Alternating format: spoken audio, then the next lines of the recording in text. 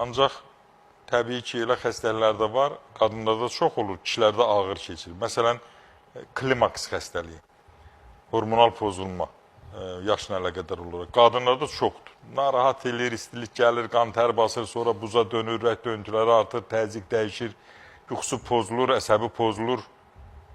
Ancaq belə də o dəqiqədə müalicə eləndə yaxşı nəticə alırsan. Kişilərdə çox ağır keçir.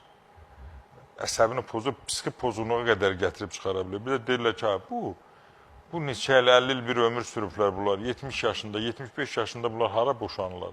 Başa düşmürlər bunların özündən asıldığı, həmin klimaks bunların əsəbini pozur.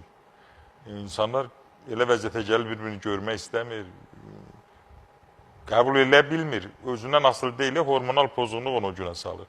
Ona da vaxtında müalicə edirik, vaxtında müdaxilə edirik. Deyir, ay doktor, elə bir gözümə əşik gəldi. Və deyirəm, klimaksdır ki, mənə Allah göstərməsin, alın olsun Allaha. Dəfələrlə zəng gəlir ki, nə deyirsən? Deyirəm, klimaks deyirəm.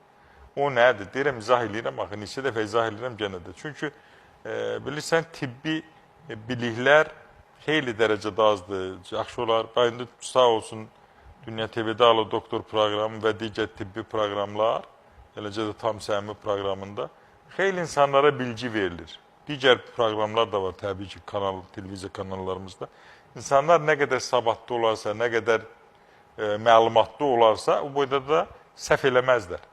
Ən azı öz həyatına, öz canına, öz sağlamlığına qarşı, ailəsinə qarşı, uşaqlarına qarşı.